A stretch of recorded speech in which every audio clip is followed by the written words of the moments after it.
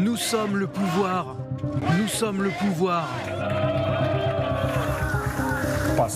Je sais de quoi est capable le Kremlin et tout ce groupe de corrompus du Kremlin.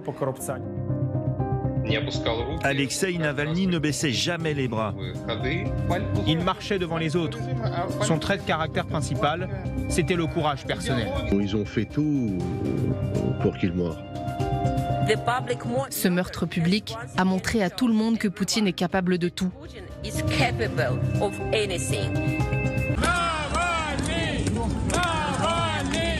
Sa famille aura dû attendre 2 semaines pour ses funérailles sous haute surveillance. Le temps que Moscou accepte de remettre le corps. Le temps, selon les proches de l'opposant, de cacher les preuves de son implication. Ils l'ont tué. Et même après ça, ils ont abusé de son corps et de sa mère. Ce meurtre public a montré à tout le monde que Poutine est capable de tout. Vous ne négociez pas avec un homme politique, mais avec un monstre qui a du sang sur les mains. Poutine est à la tête d'un gang criminel. Putin is the leader of an organized criminal gang.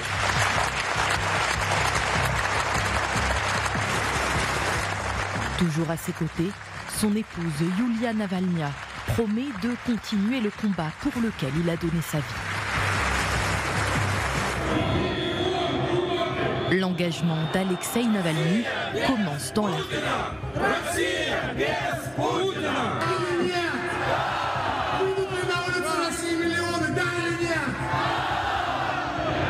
Décembre 2011, à Moscou, des dizaines de milliers de manifestants protestent contre les fraudes aux élections législatives. Les moscovites sont en colère. Et je vois que les gens feront tout pour protéger leurs droits, mais il n'y aura rien de dramatique. Il n'y aura pas de révolution, mais ils demanderont juste des élections libres, et je suis sûr qu'on réussira.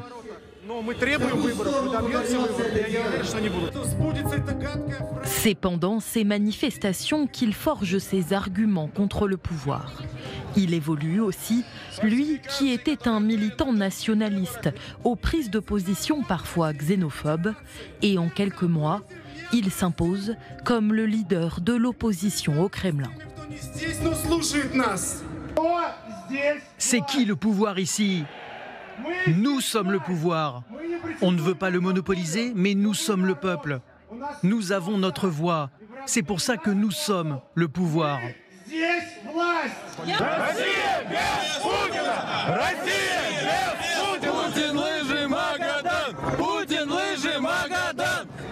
C'est à cette période que le journaliste Igor Sadriev commence à le suivre.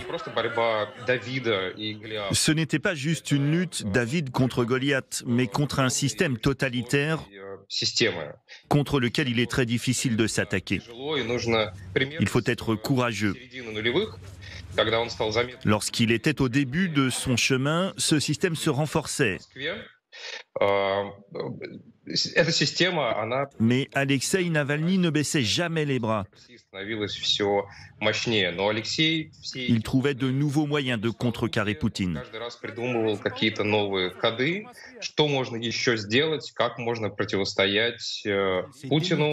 Mais malgré la pression et les interpellations successives, il voit plus loin et veut porter la colère dans les urnes. Juillet 2013, Alexeï Navalny se lance à l'assaut de la mairie de Moscou. Il fait face au maire sortant, Sergueï Sobyanin, un proche de Vladimir Poutine.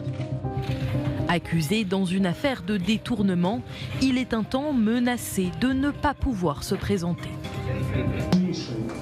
Le principal objectif de cette affaire est de m'écarter de la scène politique. Condamné à 5 ans de prison avec sursis, il maintient sa candidature et mène campagne contre la corruption à un rythme effréné. 5 meetings par semaine dans des lieux tenus secrets jusqu'à la dernière minute. Nous sommes différents de ceux qui occupent les bureaux de la mairie et du Kremlin, car ils n'ont qu'un seul programme, voler le peuple.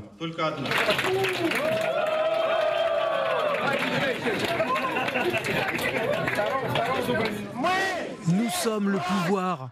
Nous sommes le pouvoir. Et surprise, il obtient plus de 27% des voix, malgré les verrous du Kremlin. Navalny était un homme réellement courageux. Dans ce régime où c'est la personne qui tient le pouvoir, c'est le règne personnel. Il ne s'agit pas de la confrontation d'idéologie, mais de caractère. Navalny appelait les gens à sortir dans la rue, et il le faisait en étant proche d'eux. Il sortait lui aussi. Il était chef de file. Il marchait devant les autres. Son trait de caractère principal, c'était le courage personnel. Diffamation, escroquerie, organisation de manifestations, peu importe la cause, il est arrêté et jugé à plusieurs reprises. À l'époque, ses prises de position crispent parfois, même dans son camp, comme en 2014, lorsqu'il refuse de condamner l'annexion de la Crimée. Mais son combat contre la corruption continue de faire de lui le premier opposant au pouvoir. Il ne cache pas son ambition, l'élection présidentielle. En 2017, il entame sa route vers le Kremlin. Aujourd'hui, avec une grande joie, avec fierté, je peux déclarer que grâce à vous et grâce aux personnes admirables, extraordinaires à travers le pays qui l'ont rendu possible, je suis là comme candidat à la présidentielle, comme candidat de tout le pays, de toute la Russie.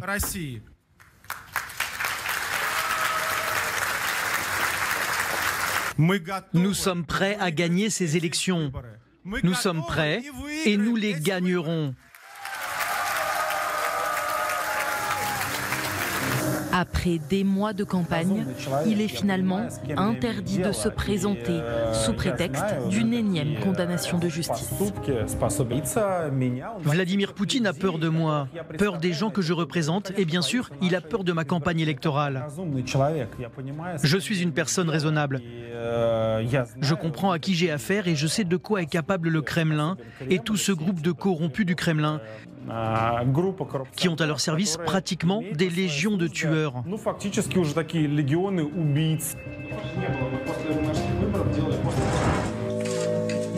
Ce dont est capable le Kremlin, il le découvre le 20 août 2020.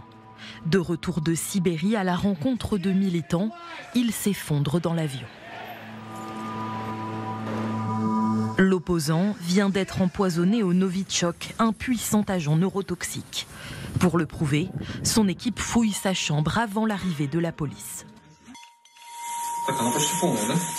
Alors personne n'a touché les bouteilles avec ses mains ? Non. Le Kremlin n'a jamais officiellement admis être responsable de cet empoisonnement. Navalny a le soutien des services spéciaux américains. Et si c'est vrai, c'est assez intéressant. Mais ça ne signifie pas du tout qu'il faille l'empoisonner. Qui a besoin de lui? Si on avait voulu, l'affaire aurait été menée à son terme. Après 5 mois de convalescence à Berlin, il fait le choix de renoncer à sa liberté et rentre en Russie, malgré les menaces ouvertes du Kremlin. Il est arrêté immédiatement à sa sortie de l'avion et condamné à 19 ans de prison pour extrémisme.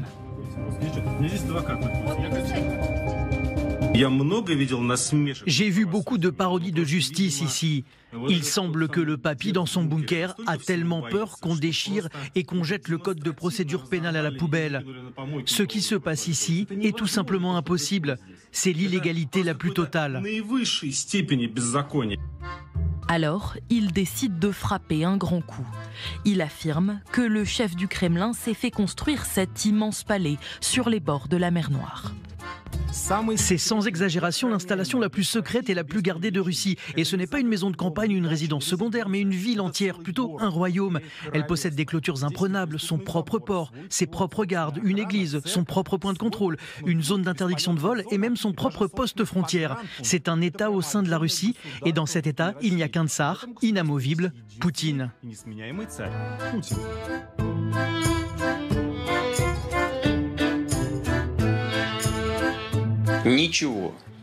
Rien de ce qui est décrit ici comme étant ma propriété ne m'appartient ou ne m'a appartenu. Ni à moi, ni à mes proches. Jamais. Vladimir Poutine veut faire taire à tout prix cet opposant gênant. Décembre 2023, Alexeï Navalny est transféré dans une colonie pénitentiaire de l'Arctique, la plus isolée du pays. Il est mort en colonie après 3 ans de torture. Il a été torturé. Il a été à l'isolement, dans une boîte en béton. Imaginez, c'est une pièce de 6 ou 7 mètres carrés. Il n'y a rien à part une chaise, l'évier, les toilettes et un lit attaché au mur pour qu'il ne puisse pas s'allonger correctement. Une tasse, un livre, une brosse à dents. Plus rien d'autre pendant des centaines de jours. Il a été torturé. On l'a coupé du monde.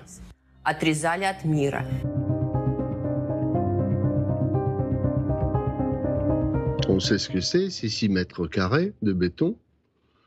Et on sait que pendant toute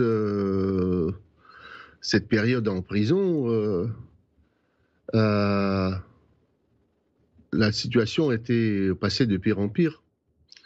Et il était tué jour par jour. Il était tué petit à petit. Et ils ont fait tout pour qu'il meure.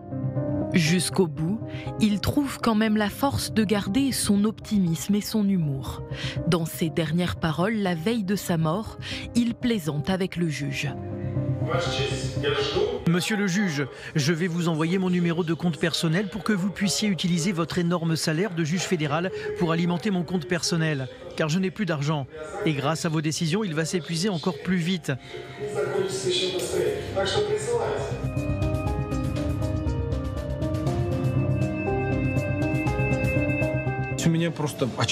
Écoutez-moi, j'ai quelque chose à vous dire. Vous n'avez pas le droit d'abandonner. S'il décide de me tuer, ça veut dire que nous sommes incroyablement forts. On doit utiliser ce pouvoir.